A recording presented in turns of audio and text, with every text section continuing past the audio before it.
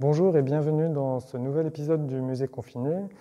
Je vais vous parler aujourd'hui d'un tableau qui n'est pas le plus célèbre de la collection, mais qui est très important pour nous dans le paysage de l'art moderne, puisque c'est ce tableau d'André Lotte, qui est le premier tableau acheté par des conservateurs avec une volonté délibérée de constituer une collection d'art moderne. C'est une acquisition qui date de 1947, qui a été réalisée par le directeur du musée qui à l'époque était Pierre Gall et qui explique dans son choix qu'il veut faire entrer dans la collection du musée des Beaux-Arts de Rennes un tableau cubiste. Alors ça peut paraître surprenant en 1947, on est presque un demi-siècle après l'invention du cubisme, mais ce n'est pas un hasard. On choisit un peintre qui à l'époque est très connu, qui s'appelle André Lotte, qui a été le grand défenseur du cubisme, pas seulement au moment où ce mouvement artistique s'invente dans les années 1900-1910, mais tout au long des années 1920, 1930, 1940,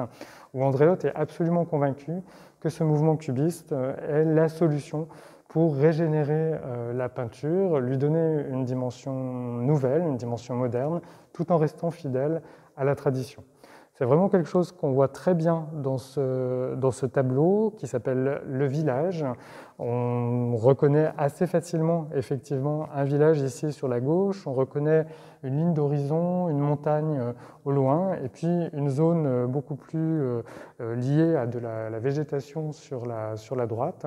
On est vraiment dans une peinture qui reste fidèle à la réalité, mais qui joue avec tous les codes du cubisme à travers une géométrisation des formes. On voit bien que toutes les formes sont construites avec des lignes droites et qu'il y a vraiment une cubisation de la vision qu'on peut avoir de ce paysage. Alors, on peut avoir un regard peut-être un peu critique aujourd'hui par rapport à cette peinture qui a été réalisée tout de suite après la Deuxième Guerre mondiale, mais c'est un moment très important dans l'histoire de l'art en Europe, où on est encore convaincu que l'Europe reste au centre de la scène artistique mondiale et où on se sent une responsabilité pour inventer un langage pictural nouveau. C'est assez sensible dans cette toile à travers la matière qui est très importante et effectivement un des éléments de renouveau après la guerre, c'est vraiment cette trituration de la matière. On empâte la toile, on rajoute des couches au point de noyer d'une certaine manière la réalité dans cette matière picturale qui devient prépondérante et qui va aller vers un développement croissant de la peinture abstraite qui va être notamment très marqué dans ce qu'on appelle l'école de Paris dans ces années 40, 50, 60. Voilà, donc un petit tableau